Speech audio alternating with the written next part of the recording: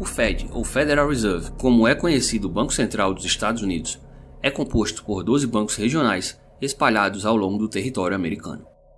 Apesar de pouca gente saber, os bancos que compõem o Fed são instituições privadas e funcionam como qualquer outro banco, possuindo acionistas privados e tendo em seu balanço empréstimos, investimentos, depósitos, receitas e despesas.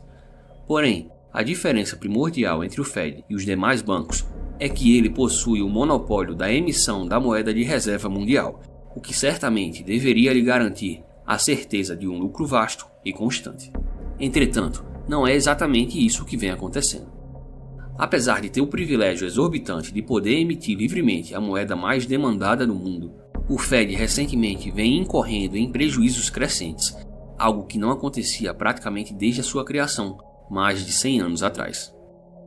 Neste vídeo, explicaremos em detalhes a origem desse gigantesco prejuízo e quais são as consequências diretas para o Fed e para a economia americana. Estaria o Banco Central dos Estados Unidos à beira de um colapso? O vídeo de hoje é patrocinado pela Morgantes Metais, uma empresa focada em oferecer metais e joias preciosas de alta qualidade a um custo acessível. No mundo de hoje, em que a perda do poder de compra se tornou uma constante, encontrar formas de preservar o seu patrimônio e se proteger das instabilidades geradas por políticas econômicas irresponsáveis se tornou uma necessidade básica. Ao longo da história, nenhuma classe de ativos mostrou melhor capacidade de realizar tal feito como os metais preciosos, e com a Morgantes Metais, você descobrirá que comprar ouro e prata cabe no seu bolso, sendo a única no Brasil a vender barras de prata de 1 grama. Mais do que ouro e prata, na Morgantes você também encontrará joias diferenciadas, além de serviços como gravações a laser, purificação de metais preciosos e pedidos personalizados. Confira mais no site morgantes.com e use o cupom ECONOFÁCIL para ganhar 5% de desconto na sua compra. O lucro ou prejuízo de um banco central, como de qualquer outro banco, provém do spread, ou a diferença entre os juros recebidos pelo banco e os juros pagos pelo mesmo. No caso do Fed, o seu lucro líquido consiste na diferença entre o rendimento que o mesmo ganha com os ativos que possui em seu gigantesco balanço patrimonial e a taxa que é paga às instituições financeiras que depositam suas reservas junto ao Banco Central americano. O relatório trimestral do Federal Reserve para o segundo trimestre deste ano mostra que na primeira metade de 2023, o Fed possuía 5,5 trilhões de dólares em títulos do Tesouro com um rendimento médio de 1,96%. E 2,6 trilhões de dólares em títulos garantidos por hipotecas, com rendimento médio de 2,20%. Ao mesmo tempo, o Fed possuía cerca de 5 trilhões de dólares de instituições financeiras depositados em ferramentas como as reservas bancárias e o reverse repo, nas quais o Fed paga a essas instituições uma taxa de juros superior a 5%. Não precisa ser um doutor em economia para saber que emprestar dinheiro a 2% enquanto você pede dinheiro emprestado a 5% não é um bom negócio.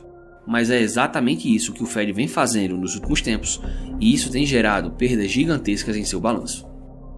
Ainda de acordo com o mais recente relatório trimestral do Fed, o Banco Central americano reportou uma perda operacional líquida de 57,3 bilhões de dólares durante o primeiro semestre deste ano. No site da instituição, o prejuízo acumulado reportado semanalmente pelo Fed desde setembro de 2022 ultrapassou recentemente os 100 bilhões de dólares, valor semelhante ao que o Fed deverá reportar como prejuízo operacional em 2023. A última vez que isso aconteceu foi em 1915 e, segundo estimativas, esse prejuízo ainda deve aumentar bastante nos próximos meses. Além disso, os ativos em posse do Banco Central têm sofrido uma enorme desvalorização com a disparada recente dos juros, já que os preços de ativos de renda fixa como títulos públicos e títulos hipotecários, que compõem majoritariamente o balanço patrimonial do Fed, são inversamente proporcionais aos seus rendimentos, e seus rendimentos são afetados diretamente pela taxa básica de juros definida pelo Banco Central. Isso significa que quanto mais o Banco Central subir os juros, mais os rendimentos desses títulos que compõem o seu balanço tenderão a subir, o que significa que o preço desses ativos cairá na mesma proporção, provocando assim um prejuízo contábil no balanço do Banco Central.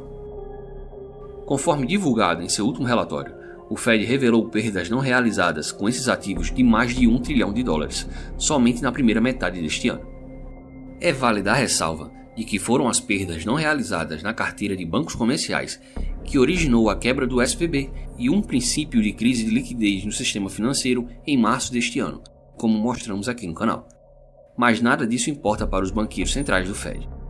Sob a atual legislação que ampara a operação do Fed, tanto uma perda não realizada quanto uma perda operacional não afeta a viabilidade de funcionamento do Banco Central, por maior que ela seja.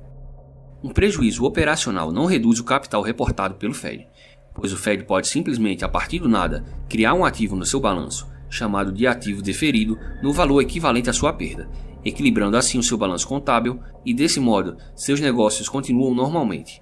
E à medida em que as perdas aumentam, o tamanho deste pseudoativo também aumentará. Ou seja, para o Fed, na prática, não há consequências para os prejuízos causados pelas suas decisões, por maiores que elas sejam. Entretanto, o mesmo não pode ser dito para o Tesouro Americano. Por lei, o lucro líquido obtido pelo Banco Central se transforma em remessas de receitas para o Tesouro Nacional, onde serão utilizadas para reduzir diretamente o déficit do orçamento do governo federal. Então, quando esse lucro se transforma em prejuízo, isso acaba pesando na situação fiscal do país, já que o Tesouro fica sem seu pagamento, o que significa que haverá um rombo fiscal ainda maior para o governo dos Estados Unidos. Déficits maiores incidem diretamente em mais impostos e principalmente em mais impressão de dinheiro por parte do Banco Central, o que inevitavelmente tende a aumentar ainda mais a pressão inflacionária da economia. Não há limite para o tamanho deste ativo deferido e nenhum limite de tempo para sua existência. Portanto, quando o Fed voltar a ser rentável, ele então terá de reter seus lucros para reduzir o montante deste ativo imaginário. Em outras palavras, o governo dos Estados Unidos não receberá qualquer dinheiro do Fed até que este prejuízo seja zerado novamente. Isto não tem um impacto real sobre o Fed, mas significa que o governo dos Estados Unidos verá uma considerável redução a longo prazo de suas receitas, resultando num rombo ainda maior das contas públicas, que por conta própria já tem crescido a taxas absurdas ano após ano. Esta definitivamente não é uma boa notícia para um governo já enterrado em dívidas e cujo déficit fiscal vem se tornando em um verdadeiro buraco negro.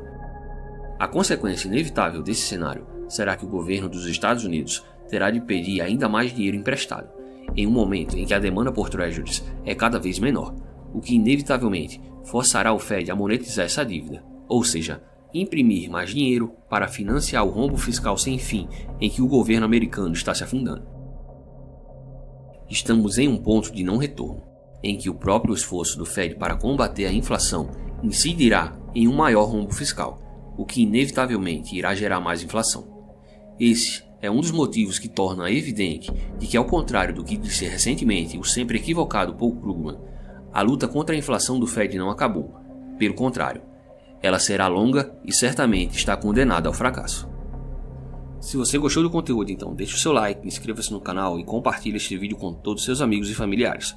Caso queira receber maiores informações sobre a economia mundial e o mercado financeiro, acesse o canal Econofácil no Telegram.